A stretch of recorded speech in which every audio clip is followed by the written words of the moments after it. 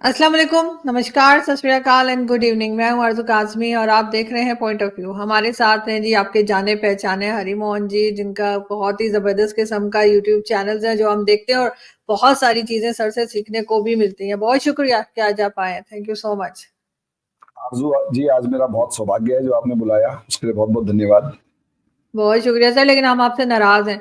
एक तो हमारी एम्बेसी ने आपके जो पॉलिटिशियन है, पोजीशन लीडर भी हैं राहुल गांधी जी, उनको मैंगोज़ भेजे हैं पाकिस्तान से। मेरे ख्याल है शायद गए होंगे, हो सकता है वहीं से लिए हो, लेकिन मेरा ख्याल है पाकिस्तानी आम होंगे। तो इतना नाराज़ आपके यूनियन मिनिस्टर जो हैं, उनके पीछे भी दिखा देती हूँ, बहुत ही भई ये नाराज़ हुए, इन्होंने काफ़ी उनको बातें सुनाई हैं। क्यों इतनी कड़वाहट क्यों देखने को मिली हमें?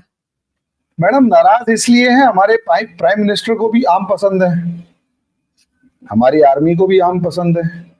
अब आर्मी के ऊपर तो यहाँ से हथगोले चलते हैं, एसएसजी के कमांडो पकड़े जाते हैं और प्रधानमंत्री मोदी से आप मुंह फुला के घूमते हैं। और सवाल ये होता है ना मैडम, कई बार कि मिठाई भेजने की टाइमिंग होती है।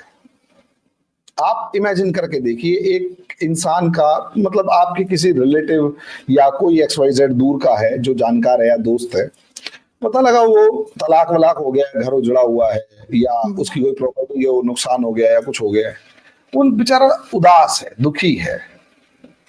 ऐसे में आप मिठाई लेके पहुंच जाओ या कम से कम उसके घर के उस बंदे को मिठाई खिलाओ जिसकी वजह से वो सारा बवाल फैला है या जो उस बवाल में खुशियां मना रहा है। तो उस मिठाई का मैसेज क्या होगा? यही चीज आप भारत के अंदर आपके जो हाई कमीशन है उन्होंने जो मैंगोज भेजे, आम भेजे। ऐसा नहीं है, आम पहले भी आते रहे, इसमें कोई दो राय नहीं है। अगर आप नवाज शरीफ के मामले में भी देखेंगे तो मोदी जी आम भेजते थे। नवाज शरीफ जो आम है वो मोदी जी को भेजते थे। लेकिन प्रॉब्लम क्या है? प्रॉब्लम असलियत में, पहली बात तो थर्ड टर्म जब मोदी जी की आई और उन्होंने ओथ ली यानी शपथ ली, तो आपकी कंट्री की तरफ से जो स्वागत हुआ था मोदी जी की थर्ड टर्म का, वो बताइए। 4 जून को रिजल्ट्स आए और 9 जून को शपथ ली। 4 जून को आपके प्राइम मिनिस्टर शहबाज शरीफ चाइना में थे, हमने इसके ऊपर डिस्कशन भी किया था, और 9 जून तक वो वापस नहीं आए थे। उसमें भी बड़ी बात, 8 जून को वहां पर कलेश हो गया था, मतलब हमारे यहाँ टेररिस्ट अटैक होने शुरू हो गए। और 9 जून को जिस टाइम पर प्रधानमंत्री जी शपथ ले रहे थे, उससे 1.5 घंटा पहले 7:30 बजे शपथ लेनी थी, 6:15 पर रियासी के अंदर अटैक हो गया और 10 लोग जिनमें एक छोटा बच्चा भी था वो मारे गए। बस के ऊपर सामने से अटैक किया और जिस बंदे ने अटैक किया वो आप ही की आर्मी का एसएसजी कमांडो था। यानी हमारी जो थर्ड टर्म की गवर्नमेंट बनी उसका वेलकम आपने इस तरीके से किया और 10 तारीख को आपकी तरफ से मैसेज आया, मोदी जी मुबारक हो। अब वो हमें उस टाइम भी समझ में नहीं आया, समझ तो खैर हम गए ही थे, कि मुबारक वो किस चीज की दे रहे हैं, थर्ड टर्म में वापस आने की, या जिस तरीके से वो 10 बच्चे मारे गए या 10 लोग मारे गए, वो भी पिलग्रिम्स थे, उनकी। अब ये चीज जब हम देखते हैं ना तो कहीं ना कहीं शिकायत तो होती है कि भाई ये फ्रेंडली कंट्री नहीं है, यानी पाकिस्तान इंडिया की फ्रेंड्स की लिस्ट में नहीं है और इंडिया भी पाकिस्तान की फ्रेंड्स की लिस्ट में नहीं है। ऐसी सिचुएशन में आप समझ सकते हैं कि रिलेशंस जब अच्छे नहीं होते ना मैडम, यही आम नेपाल भेज देता, कोई प्रॉब्लम नहीं थी। यही आम रशिया, अमेरिका, कोई भी भेज देगा, इवन चाइना भेज देगा, चाइना का भी ऑब्जेक्शन होगा, लेकिन अगर मान लीजिए कोई भी कंट्री भेजेगा there is no problem. Pakistan भेजेगा तो ऑब्जेक्शन है, चाइना भेजेगा तो ऑब्जेक्शन है। क्यों? क्योंकि पिछले काफी टाइम से राहुल गांधी का भी अगर बिहेवियर देखा जाए तो ऐसा लग रहा है कि वो फ्रस्ट्रेटेड हैं कि वो गवर्नमेंट में नहीं आए या वो सरकार नहीं बना पाए या उनकी गवर्नमेंट नहीं आई। वो तीसरी बार लगातार हार गए। सीट्स बढ़ी लेकिन सीट्स इतनी नहीं बढ़ पाई कि सिचुएशन कुछ उनके फेवर में आ पाए। उसके बाद जिस तरीके से वो एग्रेसिवली और बहुत ही लो लेवल डर्टी पॉलिटिक्स कर रहे हैं, उससे भी कहीं ना कहीं गुस्सा आ रखा है कि भाई ये गलत काम कर रहा है। और ऐसी सिचुएशन में जो एक आदमी प्रधानमंत्री बनने के लिए डेस्परेट है, वो इंडिया के सारे सिस्टम्स को तोड़ने में लगा हुआ है। वो कैसे भी करके इंडिया के सिस्टम्स को खत्म करना चाहता है। अब ऐसा आदमी जो सिस्टम्स खत्म करना चाहता है, कुछ भी है, उसको आप लीडर ऑफ अपोजिशन को आम भेज रहे हैं, जबकि पूरी की पूरी गवर्नमेंट में इतने सारी मतलब मेंबर्स हैं, उनमें से कि कोई एक बंदा इस लायक नहीं लगा जिसको आम भेजे जाए। एक बात। दूसरी बात, मैडम अगर आम भेजनी हो तो पहले कांटेक्ट आप अपोजिशन लीडर्स को क्यों कर रहे हैं? अच्छा, उस अपोजिशन लीडर्स में सिर्फ 3 ऐसे हैं, 3, राहुल गांधी, शशि थरूर और कपिल सिब्बल, जो कि कांग्रेस के लीडर्स हैं। हालांकि कपिल सिब्बल दूसरी समाजवादी पार्टी में जा चुके हैं, तो अपोजिशन की। बाकी 4 जो हैं वो मुस्लिम लीडर्स हैं, और चारों मुस्लिम लीडर्स जो हैं वो कंट्रोवर्शियल हैं। जिसमें अगर आप एक वो शफीकुर रहमान बर्क का पोता, रफीउर रहमान बर्क समथिंग उसका नाम है, अगर आप उसे देखेंगे तो शफीकुर रहमान बर्क वो इंसान है जो हमारे राष्ट्रगीत पर खड़ा नहीं होता, हमारे नेशनल मतलब एंथम के ऊपर खड़ा नहीं होता, नेशनल सॉन्ग के ऊपर खड़ा नहीं होता, वो नेशनल जो स्लोगन है उसके ऊपर बोलता नहीं है, और साफ कहता है मैं नहीं बोलूंगा, जो तुमने उखाड़ना है उखाड़ लो। उसके पोते को, वो भी, उसका पोता भी ऐसा ही है, उसको आम भेज रहे हैं। एक आपने आम भेजे हैं अफजल अंसारी को, मुख्तार अंसारी का बेटा अफजल अंसारी। मुख्तार अंसारी रिनॉन्ड गैंगस्टर, उसके पोते, उसका बेटा जो है उसको आप आम भेज रहे हैं, जो साफ तौर पर इंडिया के अंदर, मऊ के अंदर दंगों को मैडम घर से बुला बुला के लोगों को मरवाया, लाउड स्पीकर पे अनाउंसमेंट कर करके लोगों को मरवाया। उस कंट्रोवर्शियल बंदे के बेटे को आप आम भेज रहे हैं। इकरा हसन, उसके हस्बैंड को अगर आप उठाकर देखेंगे पूरा कंट्रोवर्शियल है। और ये जो लोग जिनको भेजा गया है, ऐसे चौथा और है मुस्लिम, उनको भेजा गया है, चारों के चारों मुस्लिम्स को भेजा गया वो कंट्रोवर्शियल अपोजिशन के, और उसके बाद राहुल गांधी को भेजा गया। अब भेजा गया कोई बात नहीं, चलो ठीक है, एक बार को मान भी लें, चलो भेजा गया। मैडम आपको नहीं लगता कि बांग्ला टाइमिंग मैटर कर रही है? यहां पर टाइमिंग आपकी 8 जून, 9 जून और 10 जून को भी मैटर कर रही थी, जब आपने इंडिया के प्राइम मिनिस्टर को बधाई दी थी। मोदी लेकिन सर सॉरी आपकी बात का, बोलिए सर जो बधाई दी थी वो चाइना गए हुए थे ना प्राइम मिनिस्टर पाकिस्तान के, और कहा ये जा रहा था कि जब वो वापस आए हैं तो चाइना ने भी तभी मुबारकबाद दी थी, इन्होंने भी तभी मुबारकबाद दी थी। मतलब मैं इनका साथ नहीं दे रही, मैं एक बात कर रही हूँ कि हर चीज में अगर आप नेगेटिविटी निकालेंगे तो सिर्फ तो निकलती है। नेगेटिविटी बिल्कुल नहीं निकाल रहा, नेगेटिविटी सच में बिल्कुल नहीं निकाल रहा। अगर 6:30 बजे वो रियासी के अंदर अटैक नहीं होता ना, तब भी मैं नेगेटिविटी नहीं निकालता। मैं 3 डॉट्स को जोड़ रहा हूं जो मेरे सामने है। रियासी में अटैक एग्जैक्टली प्रधानमंत्री के क्या नाम है, उससे शपथ ग्रहण से पहले, ताकि रंग में भंग पड़े और शोर मचे और लोगों का ध्यान वहां जाए। तो ये पहली बात, रियासी में अटैक, प्राइम मिनिस्टर की शपथ और उससे अगले दिन मुबारकबाद। और मैडम मुझे आज तक समझ में नहीं आया, आप लोग ये मतलब दावा कर रहे हैं, बार बार कह रहे हैं कि वो तो चाइना में थे, क्या चाइना में इंटरनेट नहीं है? और आप ये कह रहे हैं कि चाइना में, मैडम ये तो मतलब बचकाना बात हो गई ना, कि चाइना में इंटरनेट नहीं है, वहां बिजी थे। क्या बात कर रहे हैं मैडम? आपका एक पड़ोसी देश, इतना बड़ा पड़ोसी देश है, उस पड़ोसी देश के अंदर एक गवर्नमेंट दोबारा से आई है, आप उसको एक मुबारकबाद एक लाइन में, कौन सा इन्हें खुद लिखना होता है, एक ऑफिसर ने लिखना होता है। इसलिए टाइमिंग के ऊपर ऑब्जेक्शन है।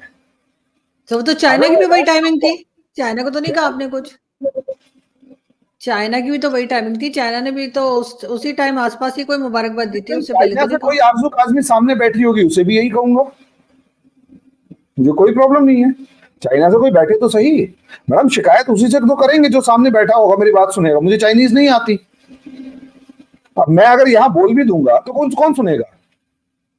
हाँ, चाइना से कोई, चाइना की कोई, चाइना की टाइमिंग भी वही थी, मैं ये सिर्फ पूछ रही हूँ, आपको लगा नहीं चाइना की भी वही टाइमिंग थी?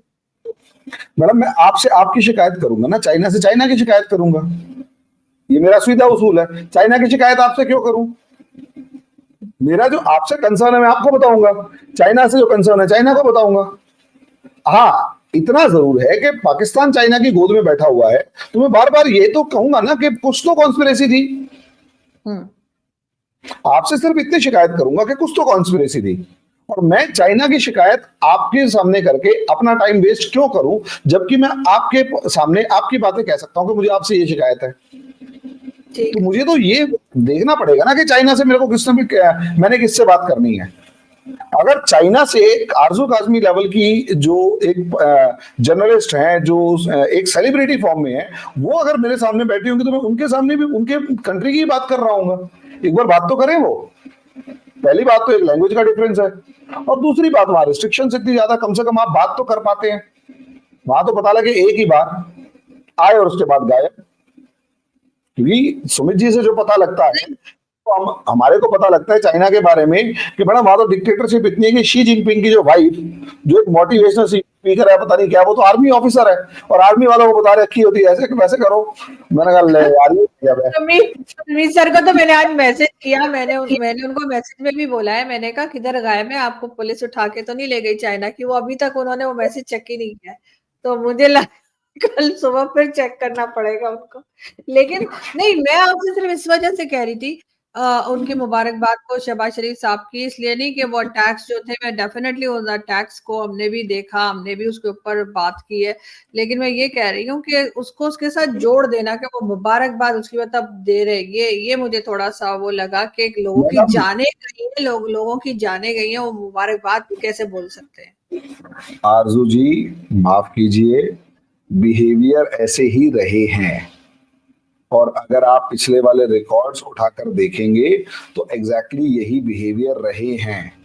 हमारे से पहले वाली गवर्नमेंट्स जो हैं वो बड़े लीनिएंट मैनर में आप लोगों से डिस्कशन कर लेती थी।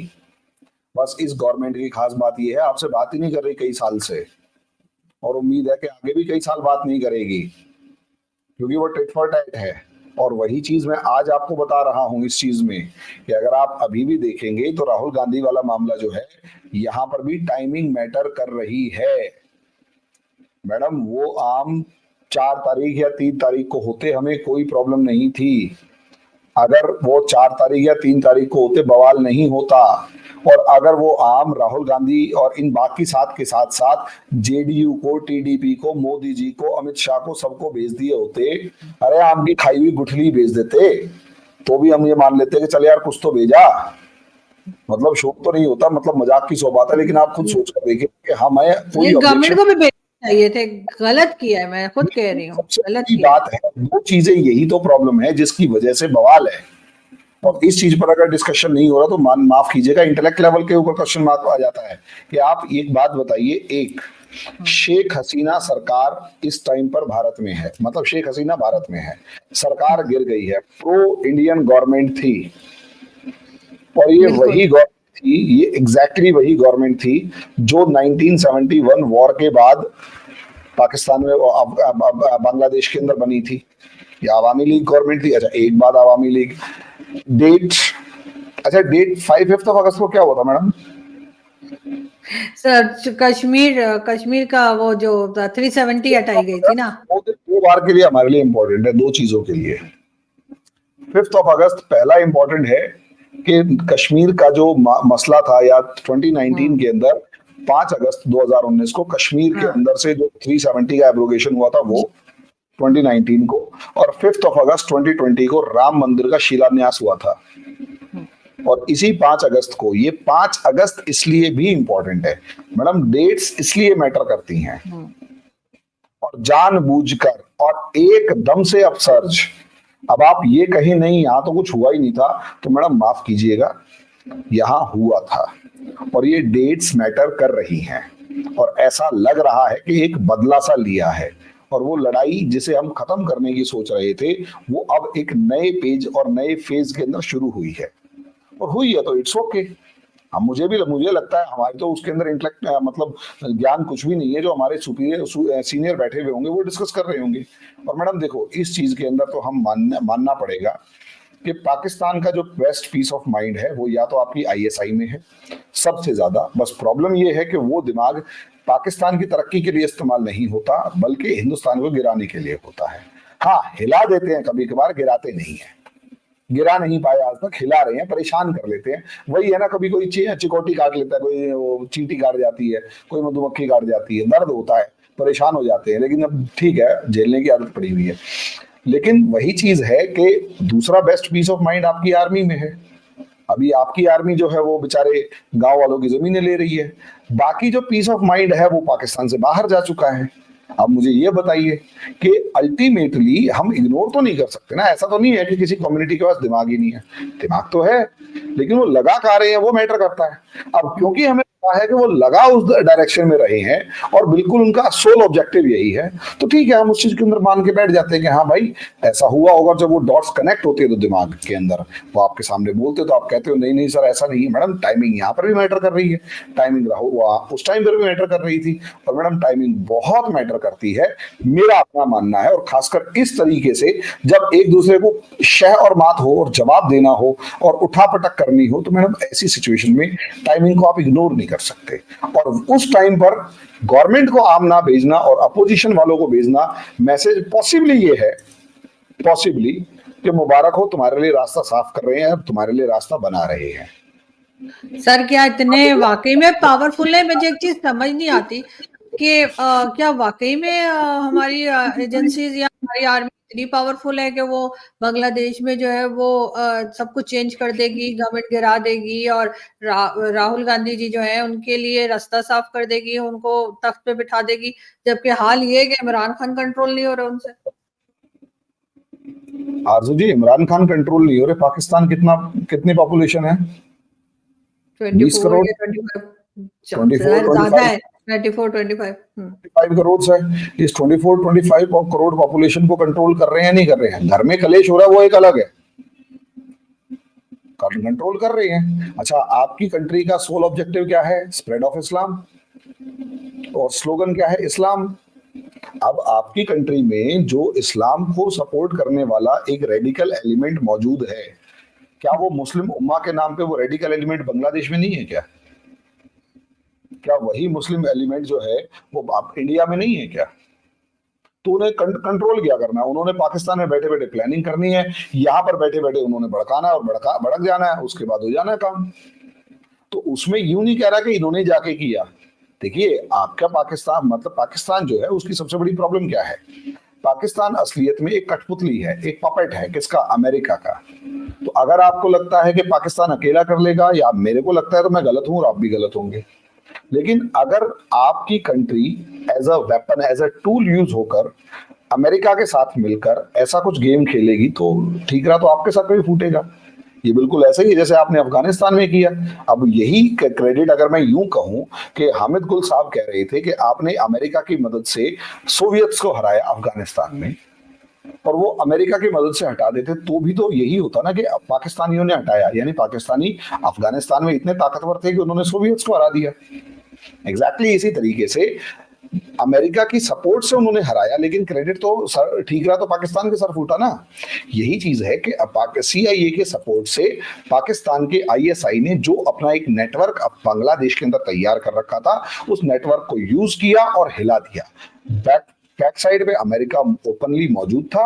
ये वही अमेरिका है जो हमारे यहाँ के गुंडे, बदमाश, ड्रग डीलर्स, रेपिस्ट और सब खुद ले जाके अपने अमेरिका और ब्रिटेन में बिठा देता है। और वही अमेरिका और ब्रिटेन है जिन्होंने शेख हसीना को असाइलम देने से मना कर दिया कि हम तो इसे असाइलम नहीं देंगे, क्योंकि वो गेम खेल रहा है। वो गेम ये खेल रहा है कि अगर शेख हसीना इंडिया में रहेगी, तो जब तक शेख हसीना इंडिया में रहेगी, बांग्लादेश के अंदर एंटी इंडिया एक अपसर्ज हमेशा बना रहेगा।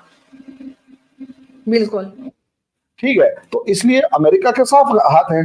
तो हम ये थोड़ा ना कह रहे कि अकेले पाकिस्तान ने किया। पाकिस्तान एक टूल, एक वेपन की तरह यूज हुआ, अमेरिका ने इसका इस्तेमाल किया और बन गया। अभी हुआ है सिचुएशन। तो ये कहना कि वो बहुत ताकतवर हैं, तो मैडम अब यूं उस डायमेंशन में कहां फिट बैठता है। लेकिन ये कहना कि नहीं इतने ताकतवर नहीं है, तो मैडम देखिए, ये माफ कीजिए, स्पाई एजेंसीज, और स्पाई एजेंसीज में या जो जिसे कहते हैं कोवर्ट ऑपरेशंस जो होते हैं, कोवर्ट ऑपरेशंस में कोई बटालियन या बड़ी फौज की जरूरत नहीं होती। 2 आदमी काफी होते हैं जिन्हें वहां भेज दिया जाता है, और वो 2 आदमी ही सारी सिचुएशन को हैंडल कर लेते हैं। इससे अंदाजा लगाइए, बांग्लादेश में मोहम्मद यूनुस जो है, यूनुस महमूद जो है, वो वहाँ यूसुफ क्या नाम है उनका, महमूद जो है, जो नोबेल प्राइज विनर हैं, उनको अमेरिका ने भेज दिया। आपको क्या लगता है, अमेरिका ने वो अपना एजेंट ही तो भेजा है, वो जहां जाएगा अब अमेरिका के अंदर अमेरिका के इंटरेस्ट के लिए काम करेगा। शेख हसीना इससे इसीलिए तो लड़ रही थी। उसके बाद जिस तरीके से उसको शेख हसीना को हटाया गया और तुरंत उसे भेजा गया, वो यही तो है कि अमेरिका काम कर रहा है। नेटवर्क आईएसआई का इस्तेमाल हुआ जो कि अच्छा खासा था, फाइनेंसेस अमेरिका के, गाइडलाइंस अमेरिका की, और सारे काम हो गए। सोशल मीडिया अमेरिका का, हो गया काम। अब ये कमजोर और मजबूत का तो फिर देखा जाएगा जी। मगर सर यहाँ पे मैं लास्ट में जरूर कहूंगी कि यहाँ पे ये भी कहा जा रहा था, ना सिर्फ पाकिस्तानी बल्कि कई इंडियन जिनसे मेरी बात हुई वो भी यही कह रहे हैं कि उन्होंने डिक्टेटरशिप बहरहाल जो है वो शेख हसीना ने लगा रखी थी, लोगों को अरेस्ट करना, गायब करना और इस किस्म की चीजें भी चल रही थी, जिस वजह से बहुत सी गलतियां उनकी गवर्नमेंट से हुई। बहुत अच्छे काम भी उन्होंने किए लेकिन कई गलतियां भी उन्होंने की, जिसकी वजह से उन्हें ये सब कुछ देखना पड़ा। इससे ज्यादा गलतियां आपके देश में हो रखी हैं, क्या आपकी कंट्री ने ऐसा कुछ किया? इससे कहीं बड़ी बड़ी गलतियां आपकी कंट्री में हुई हैं। क्या आपके देश में ऐसा कुछ हो पाया? इससे बड़ी गलतियां म्यांमार में हुई, वहां कुछ हो पाया? कहीं ज्यादा बड़ी गलतियां जो हैं इजराइल में चल रही हैं, नेतन्याहू से नफरत कर रहे हैं लोग, क्या वहां हो पाया? इन शॉर्ट कहने का ये है कि असलियत में जब तक पीछे एक ऑर्गेनाइज्ड ग्रुप मौजूद ना हो, कोई गाइड करने वाली फोर्स मौजूद ना हो, जैसे वो यूसुफ इस्लाम है, क्या नाम है उसका, वो उस लड़के का नाम है यूनुस इस्लाम समथिंग, शाहिद इस्लाम, नाहिद इस्लाम जो है मैडम, नाहिद इस्लाम 26 साल का लड़का है। वो रोज एक नई डिमांड रख देता है। पहले कहता है इस्तीफा दो, उसके बाद कहता है ये क्या नाम है उसको बुलाओ, उसके बाद कहता है जी इलेक्शन करवाओ, ठीक है। अब कह रहा है कि जी सुप्रीम कोर्ट के जजेस हैं, जितने भी हाई कोर्ट सुप्रीम कोर्ट के जज हैं, सारे रेजिग्नेशन दे दो, 24 घंटे का टाइम है। Madam are you okay? एक पूरा कंट्री, 14-15 करोड़ की पॉपुलेशन वाला कंट्री, एक 26 साल के लड़के के इशारों पे नाच रहा है। 80 साल का वो जो नोबेल प्राइज विनर है वो उसको शाबाशी दे रहा है कि वाह बेटा बहुत बढ़िया काम कर रहा है।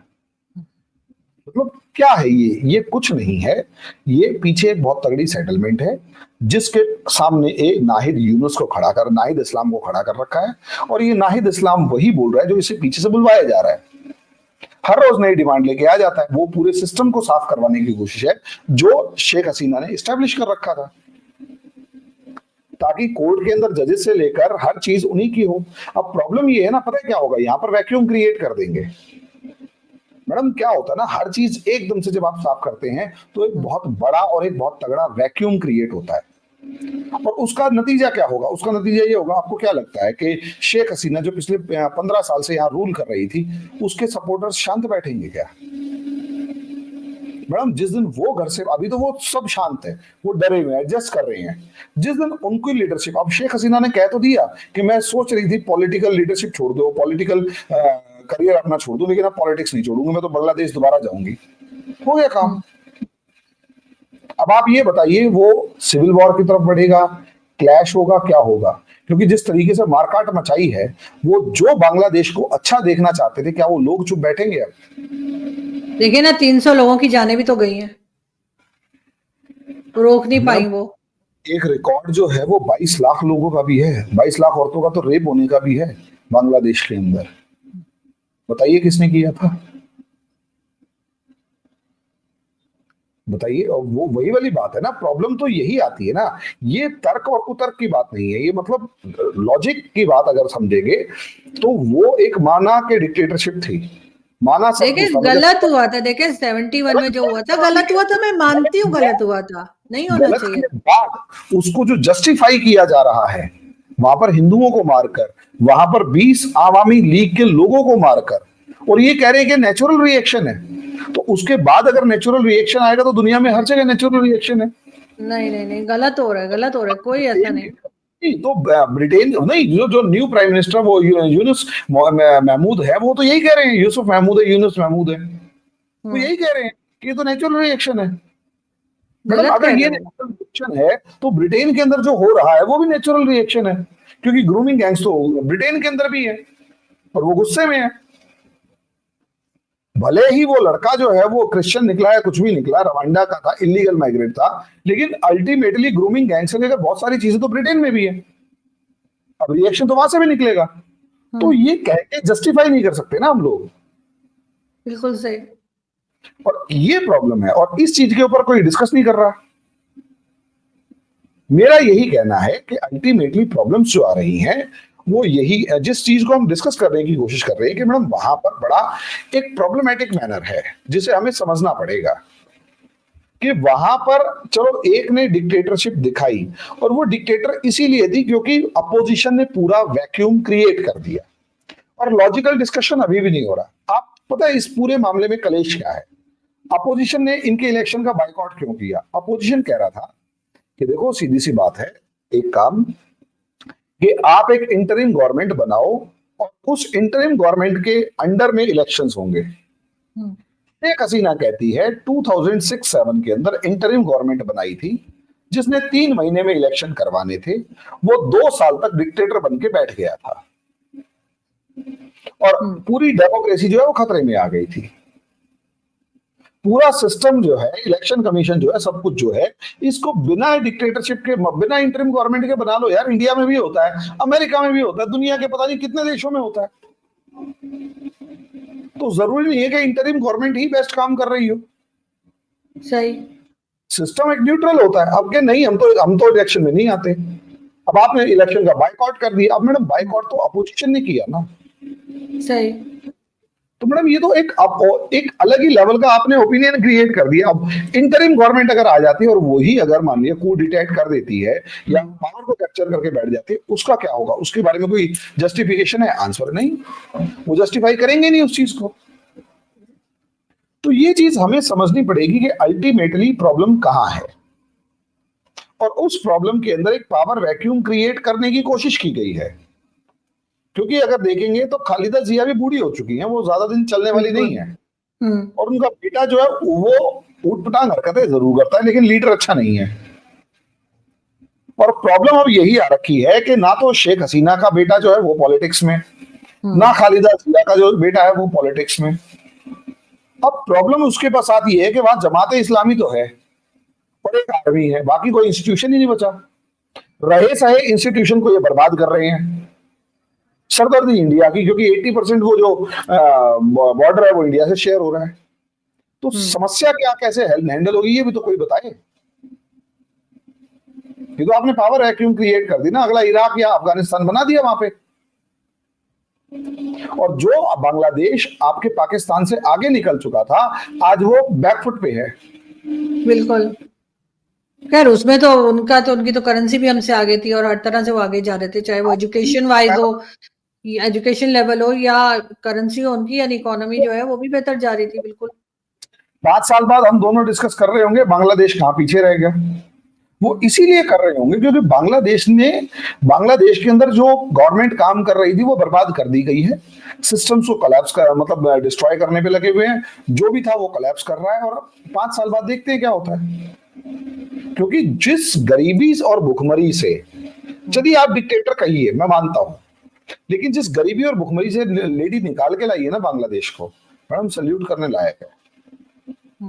और आज लिटरली उसको सल्यूट करना पड़ेगा कि हाँ उसने काम किया। लेकिन 5 साल बाद देखेंगे बांग्लादेश कहां खड़ा है। अभी 4 दिन पहले जिस तरीके सद्दाम हुसैन को और क्या नाम है गद्दाफी को मारने वाले आज रो रहे हैं ना कि हाँ हमने उनको मार के गलती करी, सद्दाम हुसैन को पकड़वा के गलती करी, उसके फोटो मूर्तियां गिरा के गलती करी, गद्दाफी को पनिश करके गलती करी, वो रो रहे हैं और उनकी कंट्री बर्बाद है। 5 साल बाद बांग्लादेश को देख लीजिएगा। 5 साल बहुत ज्यादा बता रहा हूँ, 2 साल बाद बांग्लादेश को देख लीजिएगा। जो आजादी के नारे हैं ना मैडम, हम जानते हैं कितने खतरनाक होते हैं। हमारे यहाँ हमें बड़ा डर लगता है आजादी के नारों से, इसलिए नहीं कि हम डर गए हैं, क्योंकि हम आजादी से रह रहे हैं और ये आजादी छीनने के लिए आजादी के नारे लगाने वाले लोग होते हैं। ये चीज अभी नहीं समझेंगे क्योंकि अभी डेमोक्रेसी बड़ी इमेच्योर फॉर्म में थी। हमारे यहाँ आजादी के बतेरे नारे लगे हैं और उस आजादी के नारे लगा के न जाने क्या क्या काम कर दिया गया है। बिल्कुल ऐसा ही है सर। हमारे यहाँ भी कोई एक वीक पहले तक तो तारीफें हो रही थी और क्या क्या बातें की जा रही थी कि कहाँ से कहाँ बांग्लादेश चला गया और वाह वाह की जा रही थी। आज भी हमारे यहाँ जो है टीवी पे चाहे वो नवाज शरीफ साहब हो चाहे इमरान खान हो, उनकी पुरानी क्लिप्स जो है वो चलाई जा रही हैं जिसमें वो तारीफें करते हुए दिखाई देते हैं, शेख मुजीबुर रहमान की भी और साथ साथ बांग्लादेश की भी। लेकिन अब जाहिर है कि जैसे ही वहां पे तख्ता पलट हुआ उसके साथ ही यहाँ भी सारे पलट गए और अब कोई और ही बातें शुरू कर दी हैं, बिल्कुल ही किसी और तरफ ही चले गए। लेकिन बहरहाल जो भी हुआ गलत हुआ, इस तरीके से नहीं होना चाहिए था और आई विश के जल्दी मामला जो है वो वहां पर सेटल हो जाए और सब लोग जो है वो अपने हिसाब से और सुकून से जो है वो जिंदगी गुजारें। बहुत शुक्रिया सर कि आपने आज ज्वाइन किया। Thank you so much. Thank you. Thank you.